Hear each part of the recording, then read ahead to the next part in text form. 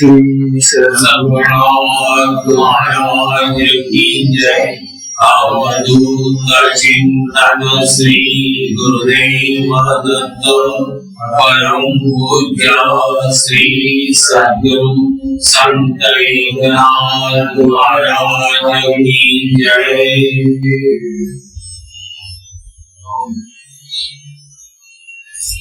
विषय चाललेला आहे संयमाचा। आता ही जी मोक्षाची कथा आहे, भागवत ग्रंथ हा मुळात मोक्ष कोणत्या मार्गाने सुरू होतो तो मार्ग म्हणजे गुरुकृपा प्राप्त होणारा सर्व उपाय, सर्व साधना, मग ती साधना गुरुची सांगितली। अशा प्रकारचा हा विषय नाथ भगवंतामध्ये जरी आला असला तरी यापूर्वी अनेक ग्रंथांमधून तो आलेला आहे। आपल्या भारतामध्ये जे प्रमुख ग्रंथ आहे व्यासांनी अगोदर लिहिलेले, हा तुमचे व्यासांचाच आहे नाव भागवत ग्रंथ हा व्यासांचा ग्रंथ आहे। तत्पूर्वी रामायण हा ग्रंथ आहे, महाभारत आहे, भगवद्गीता आहे आणि नंतर मग भागवत। अशा प्रकारे आणखी पुष्कळ ग्रंथ आहे। या सगळ्या ग्रंथांमधून भगवंतांनी आणि ग्रंथकर्त्यांनी जनसामान्यांना सुद्धा परमार्थाचे वेळ लागावं, परमार्थाला लागावा म्हणून अनेक अनेक अनेक अनेक प्रकारचे दाखल्या निर्धारण समजावलेला आहे। आता हा जो ग्रंथ आहे भागवत, हा ऐकल्याने मोक्ष आणि मुक्ती प्राप्त होते। हे कशावरून? तर यापूर्वी ज्यांनी हा ग्रंथ ऐकलेला आहे, वाचलेला आहे, ते मुक्त झालेले आहे। सगळ्यात सगळ्यात सगळ्यात मोठं सुंदर उदाहरण म्हणजे राजा परीक्षितीचं आहे। हा राजा परीक्षित म्हणजे कोण? अर्जुनाचा मुलगा अभिमन्यू आणि अभिमन्यूचा मुलगा हा परीक्षित राजा, हा राजाच होता। तेच राज्य पांडवांचं आलेले। कथा अशी आहे परीक्षितीची, तर ऐकून ठेवा। परीक्षित राजा असताना तो एकदा एका जंगलामध्ये वनामध्ये शिकार करण्यासाठी गेला। त्या काळामध्ये हे राजे लोक शिकार करायचे। शिकार करण्यासाठी रानात गेला असताना त्यावेळी तो रोहामध्ये जो प्राणी असतो ना, हत्तीसारखा, तो प्राणी दिसला गेला। ते प्राणी फार चपळ असतात।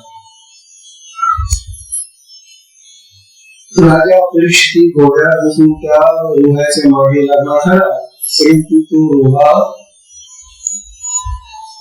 घंटा जवळ असायची त्या काळामध्ये। त्या जंगलामधून तो पळत होता आणि आपण किती हुशार असलो तरी जंगलामधून मार्ग काढणं सोपं नसते। म्हणून राजा परीक्षितीला काही त्याचा पाठलाग करून त्याला पकडता आला नाही। राजा खाली उतरला आणि त्याला तिथं एक ऋषी झाडाखाली ध्यानस्थ बसलेली पाहिली। राजा परीक्षिती त्या ऋषीजवळ गेले आणि त्या ऋषीला विचारताना ते माहिती की ऋषी काय कोणते कसला असेल जंगलामध्ये, म्हणून परीक्षितीनं त्या ऋषीला प्रश्न विचारला, अहो तुम्ही तो रोहा इथून करताना पाहिलं का? अगं तो ध्यानस्थ बसलेला मनुष्य त्याने दुसरा पाहिला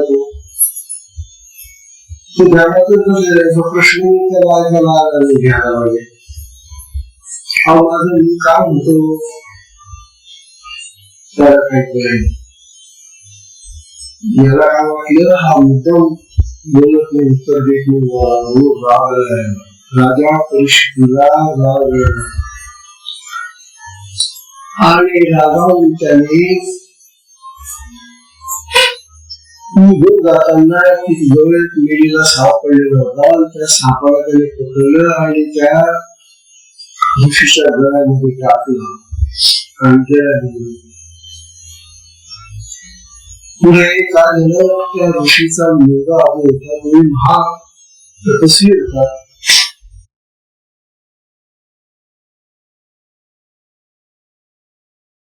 तो बसलेला ध्यान पुरुष होता त्याचं नाव शांत ऋषी होतं शांत ऋषी तेव्हा मुलीला साप त्याच्या गळ्यात पडला ऋषीचा मुलगा शांत ऋषी होता तो आला पाहायला तिथे बाबांना हा तर बाबांच्या गळ्यामध्ये मुलीला साप कोणी टाकला त्याला वागला मुलाला तुम्ही कसं अरे जो विषय ध्यानात बसलेला आहे विषय आहे त्याने कोणाचं काही गुरु नाही याला गळ्यामध्ये सापच काय टाकला आहे तुम्ही टाकला असेल ज्याने कोणी हा साप त्यांच्या गळ्यात टाकला तो 7व्या दिवशी सर्पदोषाने मरण पावेल असा शाप उच्चारला शृंग ऋषी होता शृंग ऋषी महातपस्वी माणूस होता त्याने जेव्हा असा शाप दिला की ज्याने कोणी हा साप माझ्या मुलाच्या गळ्यामध्ये टाकलेला आहे तो 7व्या दिवशी सर्पदोषानेच मरेल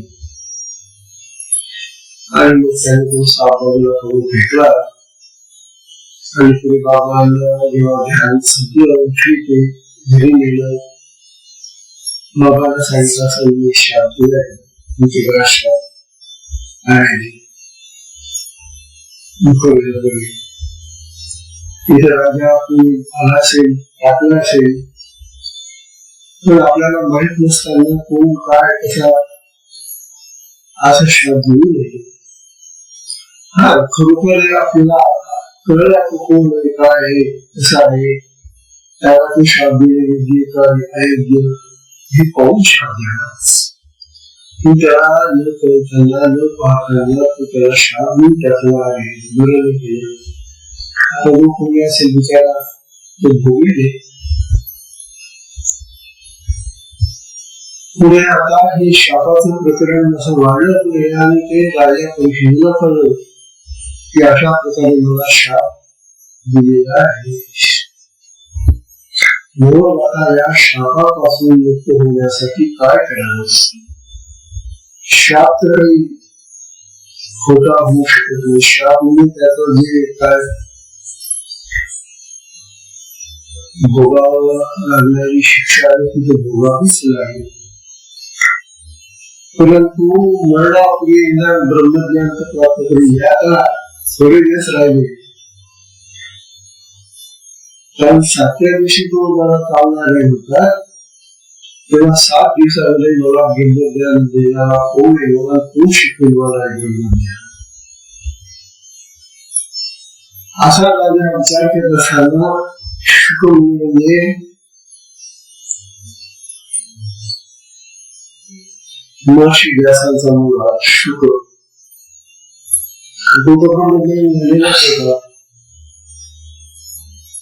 तो त्याला दिसला राजाला शुकमुनी दिसला आणि त्याला पटलं की अरे शुकमुनीचा तो धावत गेला आणि पाय पकडले महाराज असं तुम्हाला घडलेलं आहे मी काय करू मला काही सांगा तेव्हा शुकमुनीने त्याला सांगितलं त्याची एक चांगली जागा बघ ज्या ठिकाणी साप येऊ शकणार नाही आणि त्या ठिकाणी तुम्ही भागवत कथा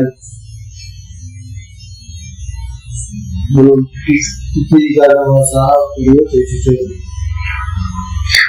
त्या पर्वताच्या शिखरावर तलाव आहे त्या तलावामध्ये एक मंदिर आहे त्या मंदिरामध्ये हे गेले आणि मंदिरामध्ये आम्हाला पाणी त्यामुळे आता साप येण्याची शक्यता नाही परंतु ब्रह्मज्ञान व्हायलाच होऊन जाणे काय असावे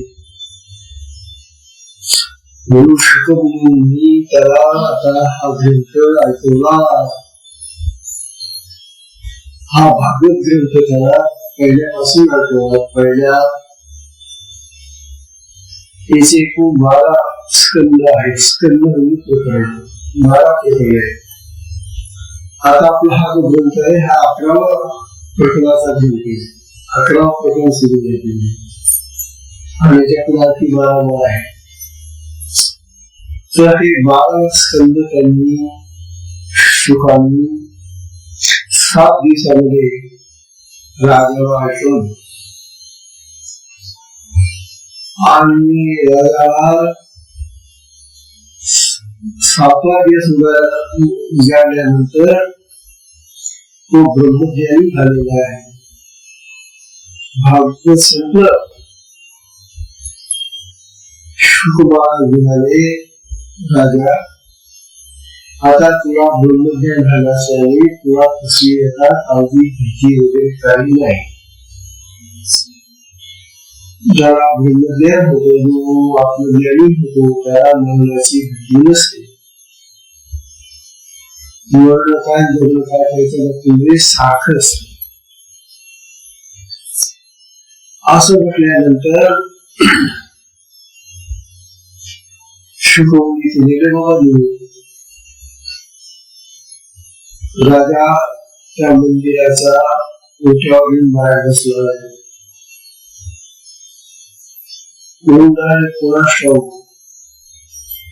तिथे बोरवाला बोर विकायला आला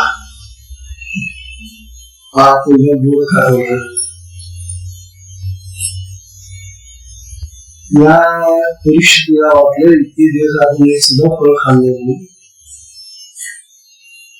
खाऊन पावी हिंसा डोर म्हणून त्या बोरवाल्याला बोलवलं म्हणजे मंदिरावर बोलवले पैसे दिले पहिलं बोर फोडलं आणि त्याच्यामध्ये गाडी निघाली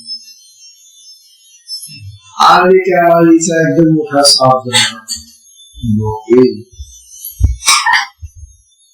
आणि साप झाल्यानंतर त्या सापाने राजा परीक्षितीला दंश केला मारला म्हणजे हा जो शाप दिलेला होता शामिक ऋषीने जर शिव ऋषीने तो शिव ऋषीचा शाप खरा ठरला खरा झाला राजा परीक्षित बोलायला आता मी मला हे सोडून राहिला तोपर्यंत मुला बाळांना बोलून दिलं आणि मग भाई त्याच्याबरोबर तिथे आले होते त्यांना सगळं व्यवस्थित सांगितलं आणि अशा तऱ्हेने त्याने आपला ध्येय सोडलेला आहे राजा परीक्षितीने ध्येय तर गेला परंतु मी ब्रह्मज्ञानी होऊन जातोय हे समाधान त्याचं होतं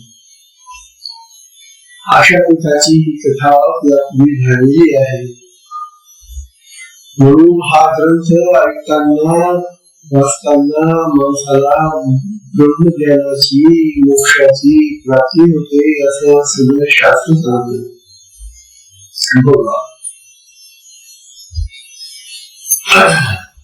किंवा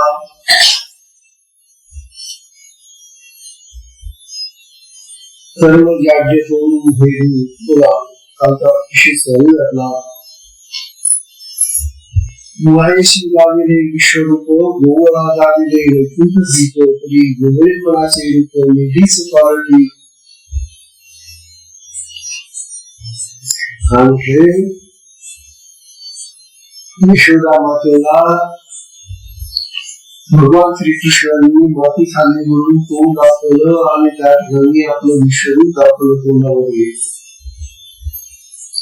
मायेशी दाविले विश्वरूप, गोळा दाविले वैकुंठ दिलं, गवळ्यांना वैकुंठ दाखवलं या भगवान श्रीकृष्णांनी. तरी गोवळेपणाचे रूप नेहमीच अल्प पावते, परंतु आपलं स्वतःच आपण गोवळे आहोत असं रूप भगवान कृष्णाने नेहमीच बदलू दिले नाही. स्वतः गवळ्याचा तोंड राहिला. एक गवळ्याचा मुलगा यशोदेला तोंडामध्ये विश्व दाखवतो, विश्वरूप दाखवतो.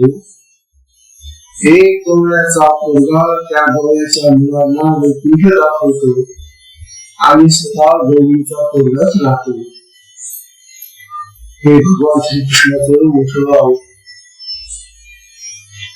फार महत्वाचं आहे. हा ग्रंथ आहे, हा ग्रंथ भगवान श्रीकृष्णांना त्यांचं जे जीवन आहे, त्यांचं जे कार्य आहे त्याच्या संबंधीच विचार करणारा ग्रंथ आहे. तेव्हा भगवान श्रीकृष्णांना या ठिकाणी खाली फार सुंदर प्रकारे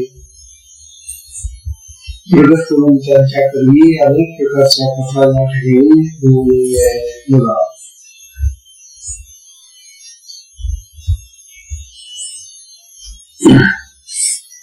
बाल बळियाते मारी, अचाट चित्ते जगा देखता करी, तरी बालपणा बाहेरी ती अधुरी लढेची. अहो, बालपणामध्ये त्याने बळियाते मोठे राक्षस मारले. या भगवान कृष्णांनी लहान असताना बालपणामध्ये मोठ्या राक्षसांना त्यांनी ठार मारलेले. राक्षसांची नाव येते लहान असताना या बाळाने मोठे राक्षस मारले. अचाट कृत्ये जगात दाखवली. लहान मुलं असून त्याने अचाट कृत्य दाखवली. दोन झाडं उगवलेली होती तिथे त्यांच्या अंगणामध्ये पुढे. एक मुलीचे कोणी असे मोठे राक्षस त्याला तो भेद मिळालेला होता. यशोदेने काय केलं, हे पूर्ण फार धरत म्हणून बाळ होत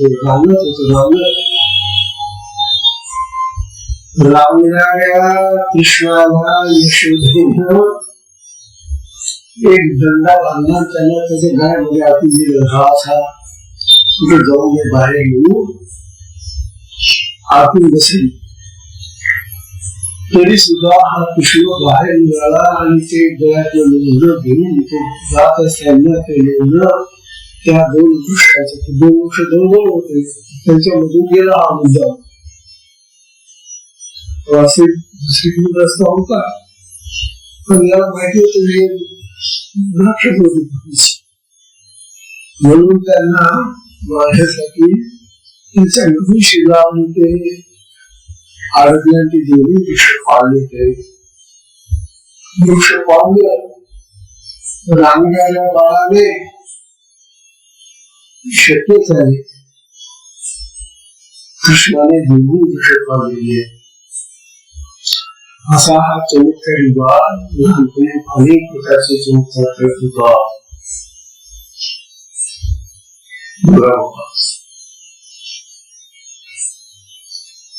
ब्रह्म आणि सोरी भगवान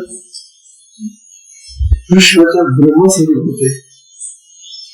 मग ब्रह्म असताना तुमची शरीर खाऊ योगी स्वरूप होते.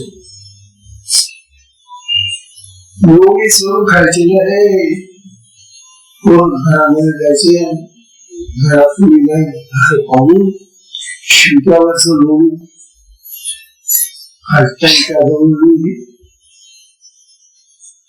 तिकडे मथुरेला घेऊन ते सगळं लोक.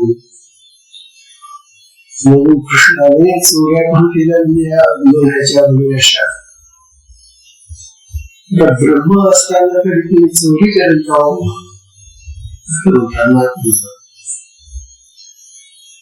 बघा, ब्रह्म आणि चोरी करी देव आणि व्यभिचारी. अरे तू देव आहे आणि व्यभिचार करतो, वाईट गोष्टी बघतो. पुत्र कलत्र आणि ब्रह्मचारी हेही तरी दाखवली. तू कुणाचा मुलगा होता, कुणाचा कलत्र म्हणजे सेवक होता, ब्रह्मचारी झाले काही दिवस राहणारे. अशा प्रकारच्या अनेक अवस्था त्यांनी धारण केल्या. अधर्मी अधर्मीला अधर्म, अकर्मे कार्य कर्म, अनेमी नेमीला नेम, अति विश्रीम निर्दुष्ट. बघा बघू काय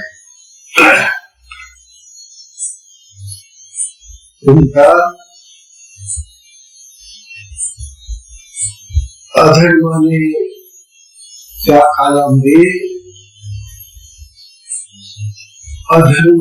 काळामध्ये फासून सैतान मागवलं होतं. तो कंस राजा होता ना, कंसाच्या राज्यामध्ये अधर्म मागला होता, पण तो बालकाची हत्या करून दिला होता. कृष्णाला मारण्यासाठी सगळ्या नंदा लहान बालकाची हत्या करा, काय अधर्म निघा. म्हणून त्या काळामध्ये अधर्म मागला होता.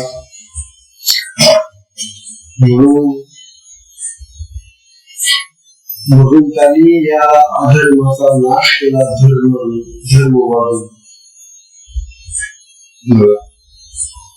अकर्मे कार्य कर्म, कर्म विसरून गेले. आपापली जी कर्म असतात ती कर्म विसरून गेले. तेव्हा अकर्माने कर्म चालवलं. अनेमीला नेम, अति विश्रीम निर्दुष्ट. तेव्हा अशा तऱ्हेचा हा भगवान अचाट कर्म करायचा. तेव्हा नियमितपणाने अत्यंत दुर्धर आणि कडक नियमांचा तो पालन करायचा भगवान. बालकृष्ण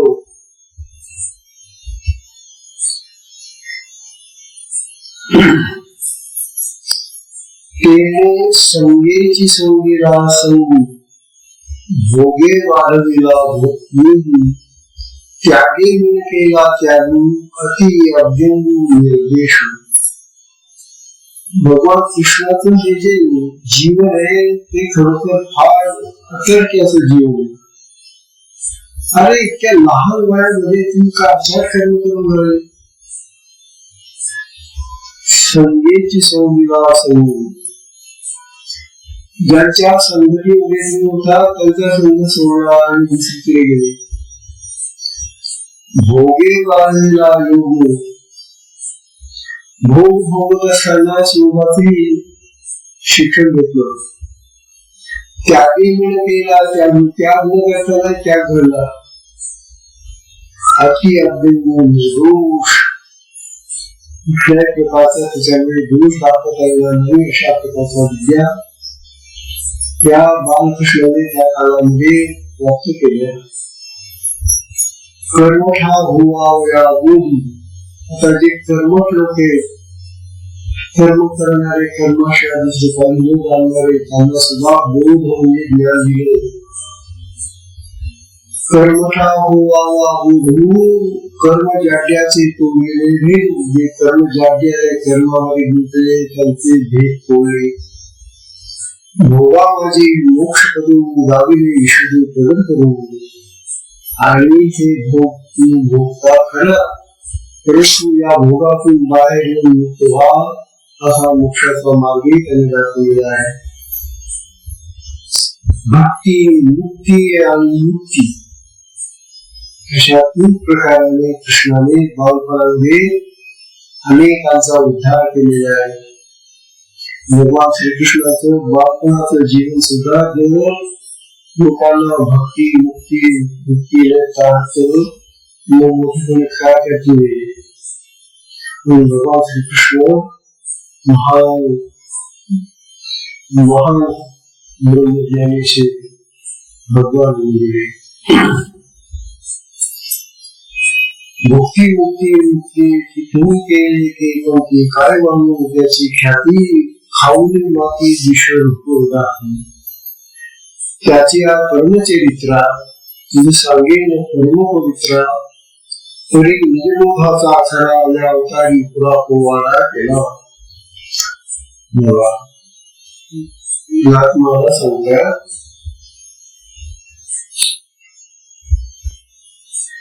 त्या श्रीकृष्णाचे कर्म उत्कृष्ट असं पहिले चरित्र आहे हे मी तुम्हाला सांगतो। या अवतारात आत्मज्ञानाचा अत्यंत विस्तार केलेला आहे। भगवान श्रीकृष्णांनी आपल्या त्या काळामध्ये आत्मज्ञानाचा विस्तार केलेला आहे असं महाराज एका वर्षाच्या तात्पर्यार्थी संक्षेप विस्तरे मुक्ती बोलरी से अत्यंती परमात्म स्थिती बोधे। या एकादश स्कंदामध्ये तात्पर्यार्थाने आदि अनंत माणसाचा जो आहे तो कसा खावा आधी तर तुम्ही अगोदर अज्ञानी असतो विषय परंतु या अज्ञानातून ब्रह्मज्ञानामध्ये तो झाला पाहिजे असं ते म्हणतात। तेव्हा कर्मबोध हे करण्याची स्थिती अनेक भक्तांना त्या काळामध्येही शिकवलेली आहे। आता अनेक पद्धतीने या ग्रंथामधून केलेला आहे। आता कोणी अशी भक्ती केली आणि कोणी कुणाचा उद्धार केला आणि मुक्ती प्राप्त केली त्याचा संक्षेपाने महाराज आपल्याला उपदेश देत आहेत। येथे नारदे वसुदेवाप्रती संवादिनी जयंती सांगितलेली कथा संगती संक्षेप स्थिती या नाम बघा। यामध्ये नारदाने वसुदेवाला निमी जयंत यांच्या संवाद रूपाने कथा संगती थोडक्यात सांगितली। तेची उद्धवाची कर्मप्रीती नाना दृष्टांते उपपत्ती स्वमुखे बोलेला श्रीपती ते कथा निश्चिती सविस्तर। तेव्हा भगवान श्रीकृष्णांनी उद्धवाचं प्रेम फार होतं या भगवान श्रीकृष्णावर म्हणून त्या उद्धवाला भगवंतांनी प्रेमाने त्याला तो ब्रह्मज्ञानाचा उपदेश करून पाठवलेले हिमालयामध्ये। उद्धवाची कर्मप्रीती नाना दृष्टांते स्वमुखे बोलला श्रीपती ते कथा निश्चिती सविस्तर। तेव्हा ती जी कथा आहे उद्धवाला प्रेमज्ञान झाल्याची ही सविस्तर सांगितलेली आहे। दशमी निरोध लक्षण मागा केले निरूपण जेथे धराभार धर्मजन निर्जोगी श्रीकृष्ण नाना युक्ती दशमस्कंदामध्ये निरोधाचं लक्ष सांगतो। निरोध म्हणजे कंट्रोल करणं संयम ठेवणं। मागा केले निरूपण जेथे धराभार धर्मजन निर्जोगी श्रीकृष्ण या धडेवरचा भार कमी करण्यासाठी अधर्म लोकांना निर्धारण करून एक छावणं हे श्रीकृष्णाचं कार्य होतं। भूमीचा भार कमी करायचा कारण हे अधर्मी लोक असतात पापी लोक असतात त्यांच्याने भूमीवर भार होतील म्हणून अशांना या जगामध्ये राहू द्यायचं नाही असं श्रीकृष्णाने ठरवलं होतं आणि अनेक लोकांना त्यांनी ठरवलं।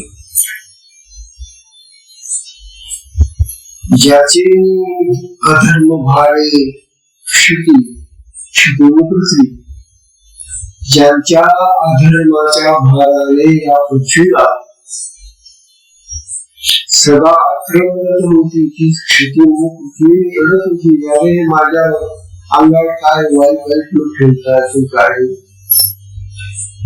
तेव्हा त्या पृथ्वीचा तिचा भार कमी करण्यासाठी हे जे अधर्मी लोक आहेत त्यांचा निपात करायला पाहिजे, म्हणून भगवंताने महान कार्य केले. ज्याचे अधर्म भारे क्षिती सदा आक्रंदत होती, जिच्या साध्या जागी श्रीपती पूर्ण ब्रह्मस्थिती अवतरला. या पृथ्वीचा भार उतरण्यासाठी भगवान श्रीकृष्णाला अवतार घ्यावा लागलेला आहे. जसा आपला जर अवतार घेतला भगवंताने तर फार बरं. आज अगदी तशी स्थिती आज आपल्याला या जगामध्ये आपल्या भारतामध्ये दिसते.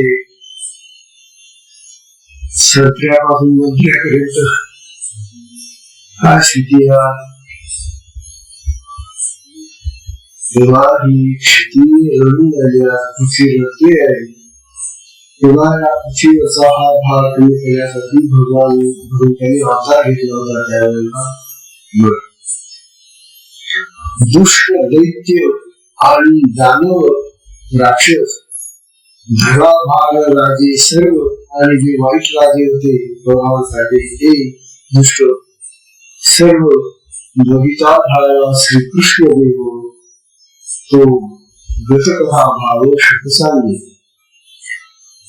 तेव्हा असा हा सगळा इतिहास शुकवून सांगतात कथा.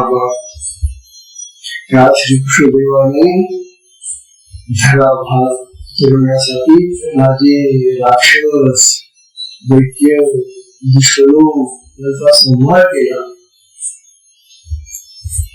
असं शिकून सांगतात. बलराम आणि यादव यांनी युक्त असलेल्या श्रीकृष्णाने पुतळा कंस शिशुपाल इत्यादी दैत्यांना मारून व कौरव आणि पांडव आदी इतर राजांचा आपसात भयंकर कलह निर्माण करून भूमीचा भार हलका केलेला आहे. किंवा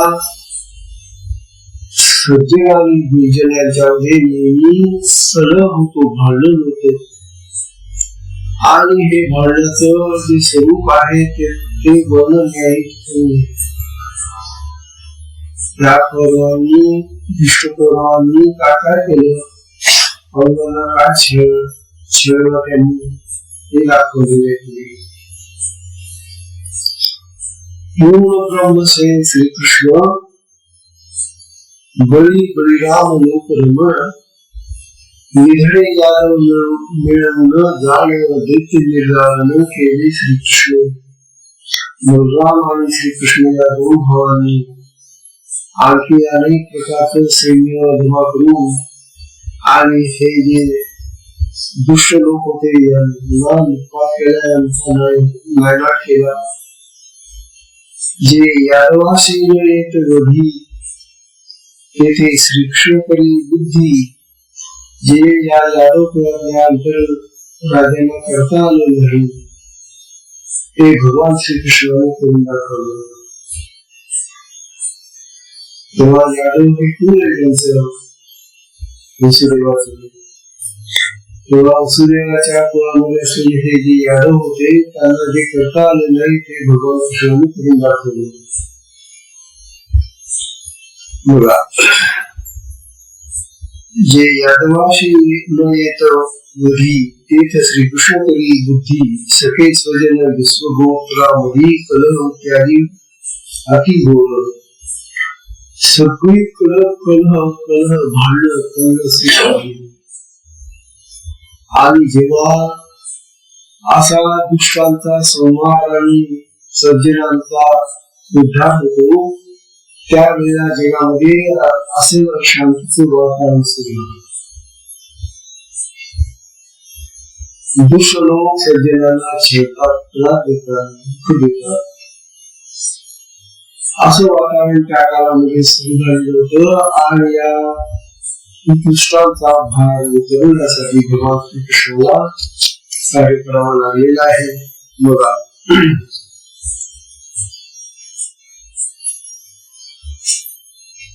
उतरावया धडा भार, या धडीचा म्हणजे पृथ्वीचा भार उतरवण्यासाठी कलह विशेषारंभ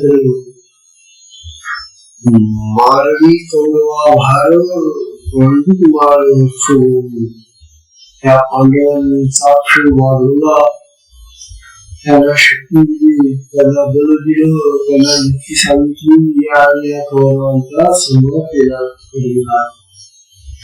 अशा तऱ्हेने या भगवान श्रीकृष्णांनी अनेक कार्य केलेले करून घेतलेले आहे.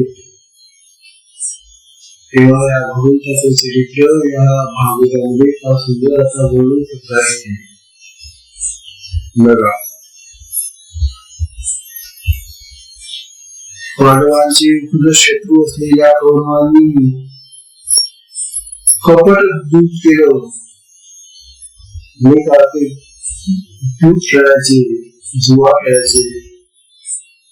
कपट दूध अपमान, द्रौपदीची वेणी ओढणं, तिला सगळीकडे ओढत आणणं इत्यादी अपराध केले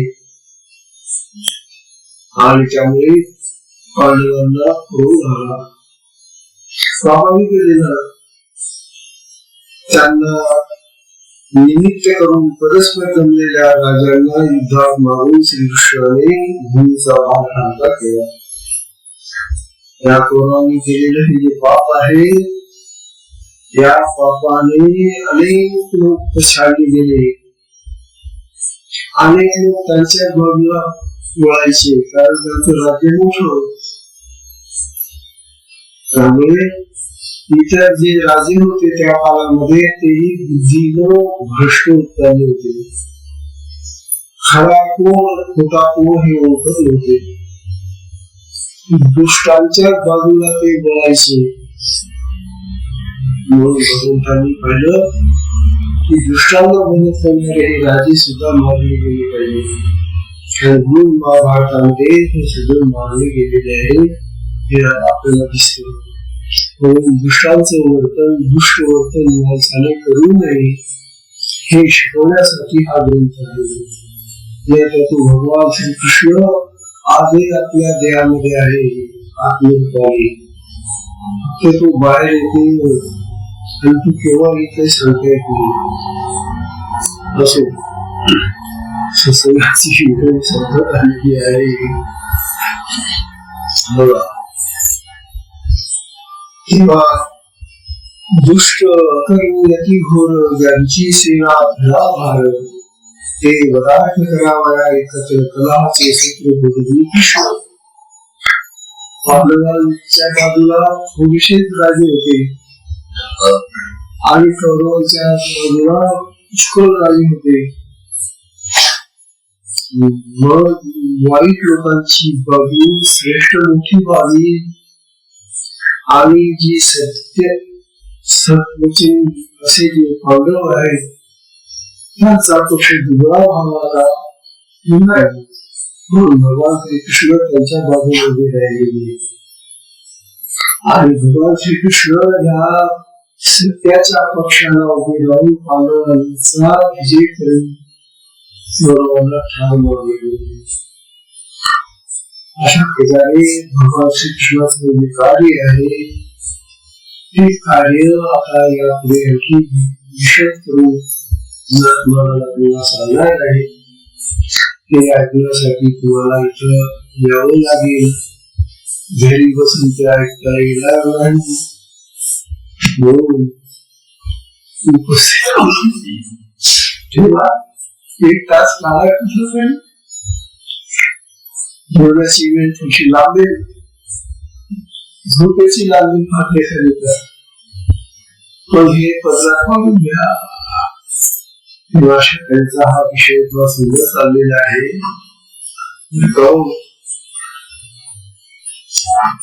किंवा 32 वर्षा 6वा भाग झालेला आहे. आज सत्संगाची वेळ संपल्यामुळे सत्संगाला विश्राम देऊया. हरि ओम.